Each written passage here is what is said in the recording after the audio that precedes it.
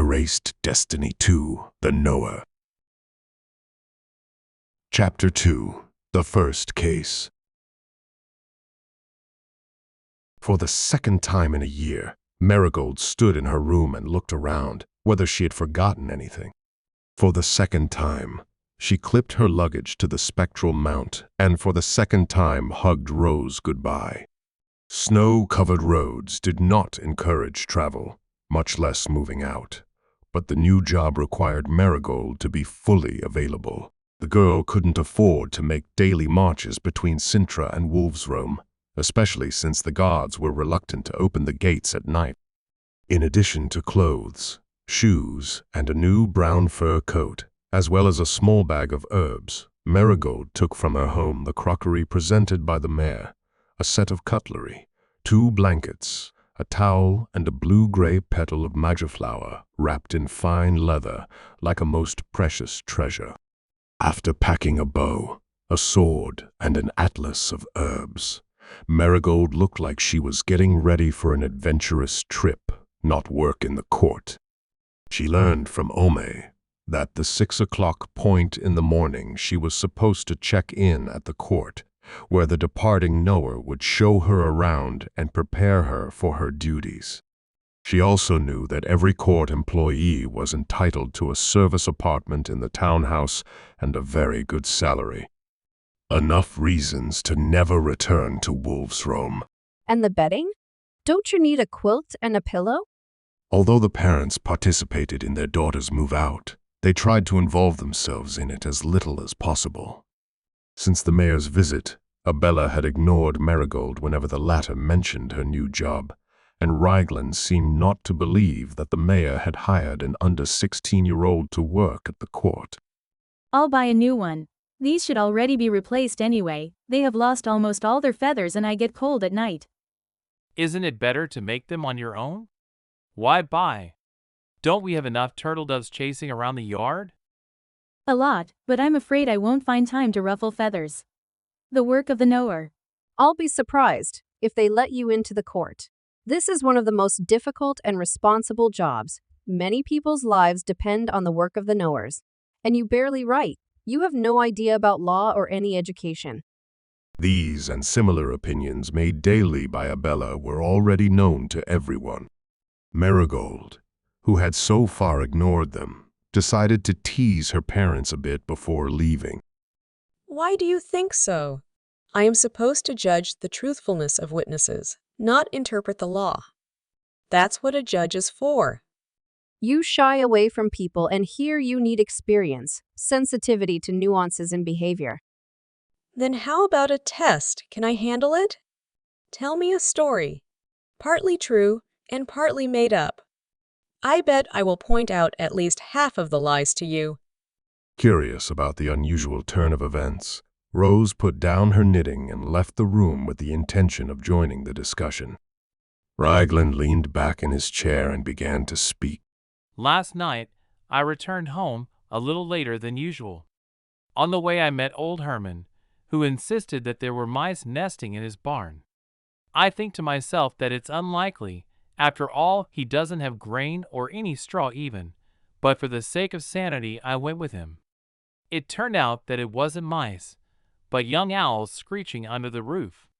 Herman wanted to pay me to get rid of them from the barn, but I refused. The beams in his barn are already rotten, and I was afraid I would fall.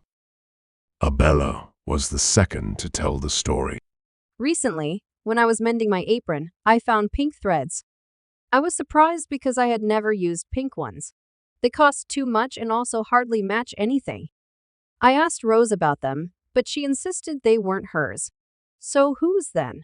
Merigold doesn't sew. Raglan doesn't sew. Only the 2 of us sew. I thought maybe they were left after the order from the town hall, but I guess everything there was sewn with black threads. So I looked in Rose's room. What? Quiet. We are in the court now. And there I found pink doll dresses. Sewn with pink threads, of course. Horrible scarves, one uglier than the other. To waste so much good material, I don't understand it. Who will supposedly buy it? An offended Rose took her mother at her word and continued her story. Dresses for dolls are now the best source of income. Rich girls pay crores for frocks for their daughters. So what's the harm for me? I sew what they like. Then I take the clothes to the market and sell them there to a familiar trader, from how I collect the drawn-up ideas of my customers. I want to design ball gowns, not aprons for village women. When I grow up, I will move out to Sintra. There I will open my studio and make a lot of money. And only then will I get married. I'm about to faint. Quiet. After all these are just made-up stories to test Merigold. Etienne pondered for a moment. Just in case, she reviewed the memories of family members, but even without that, she knew when they were lying. They did it so ineptly that any adept of mind magic would have figured it out. If a bottle of alcohol can be counted as a payment, then you lied, Dad, in 2 places. You didn't meet old Herman on the way and in his barn. You didn't want to go home while being drunk, so there you preferred to wait until midnight, until Mom went to bed. Since you were already sitting and talking, Herman offered to get rid of the owls in exchange for a flask. You declined, not because of the moldy beams, but the fear of falling. While drunk, you have trouble keeping your balance. Mom didn't lie even once. For that rose in every other statement. She paused, so that all the household members turned their eyes on her. She knew that a brawl would erupt in the house after she left, mainly because of Rose's finally revealed plans. You don't go to the market to sell dresses. Everything you described applies to your ex-friend Angela. At first you worked together, but the ladies didn't like your designs, so you took offense and broke off contact with Angela and stopped going to Sintra. Rose turned red with anger. No one had ever accused her of lying. No one had ever criticized her words so obsequiously and dispassionately. Mimi. Dresses for dolls you sew, of course, just to get skilled in design. You don't make money from them, so to get money for the material, you also sew other things. And you pick up threads from our mother. Except for the pink ones, you mistakenly left them in the basket. You would most like to sew men's uniforms. You dream of meeting some handsome man, taking the measure off him and… Shut up.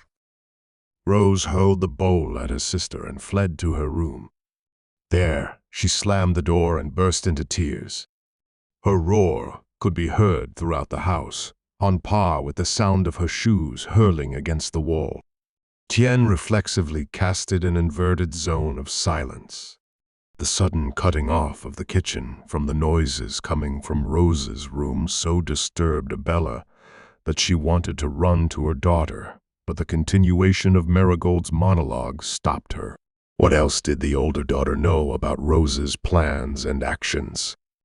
I wish my previous investigations were so easy.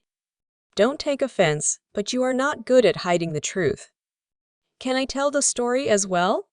And you decide for yourself what is true and what is not.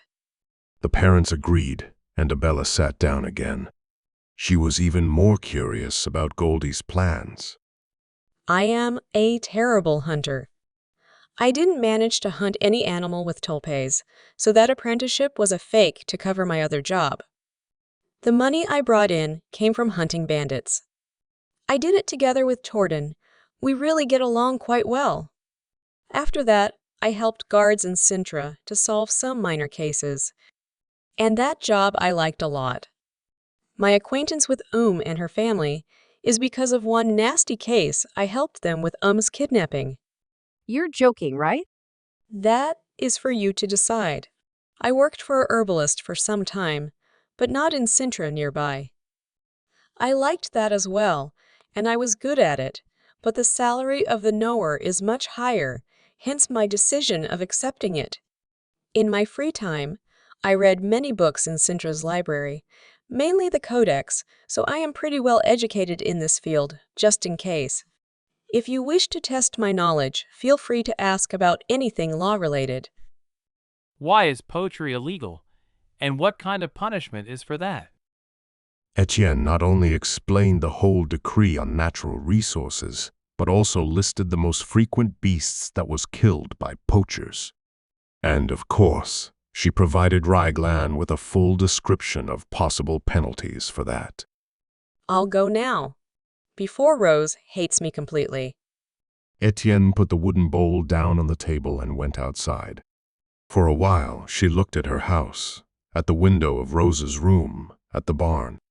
She felt that this time, it was a definite move out, and she would never return to this place again. As much as things might not work out for her in Sintra, Merigold's stay in Wolf's Rome was over. Take care of yourself, Goldie, and visit us sometime. Maybe you can find a husband in Sintra? Maybe. As a knower I would earn a lot, so dowry won't be a problem anymore. Please take everything I earned so far for Rose. To fulfill her dreams she requires some education, at least in clothes design. I wish her everything the best.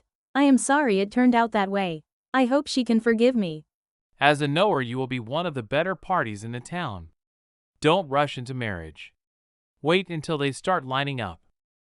Merigold's mind was filled with memories of the rivalry between Saskiel and Fidelis for the hand of the Lady of the Crystal Palace. After that, Nathan and Afi fought over her.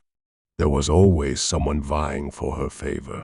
The first one was Narcissus, the master of mind magic. Etienne was too young then to recognize his efforts and rejected his advances. Maybe it's better. I don't know how to flirt and entice guys, but I can become rich and make them fight over me. That will be quite interesting, I hope. The directness of the statement shocked Abella for the second time that afternoon. The woman leaned on her husband and wordlessly watched her daughter riding away in the snow dust. Immediately after leaving the village, the girl riding Artos took to the air and the pack mounts galloped down the road below. How did this happen? When did she become so mature and independent? I think I should stop drinking. Life escaped between my fingers. We should check on her sometime, just to be sure that she is doing fine and doesn't need our help. Mature or not, Goldie is still our little daughter, and I want her to remember that she can always count on us. Yes, I will visit her in Sintra. Oh, I cannot stop worrying about her. But first, Rose. We need to talk to her, as soon as she calms down. Her designs are ugly, so ugly. Thanks to hypnosis, Etienne rode through the gate, along with all her steeds. The address of her new dwelling she did not know. She only knew that the service tenement was located near the courthouse, but which one was it? The girl led the pack mounts to old house and spent her last night there before taking the job. After just 5 minutes spent in the abandoned building, Merigold began to regret not listening to her mother and refusing to take a quilt. She lit a campfire in the same place as the Seekers had done earlier, using the flint they had forgotten. She arranged a bed for herself out of the moldy blankets, put on most of the clothes she had, and wrapped herself in towels. She sat down next to Artos, whose presence saved her from ossification. Merigold watched Etienne's memories of relationships with men. The strange wiles that Narcissus practiced to get the attention of the only female adept who supposedly deserved his time. The completely misguided attempts to pick up Reuben. Fidelis' bold and direct flirtation at the sight of the handsome man entering Etienne's bed without invitation. Merigold squealed in embarrassment.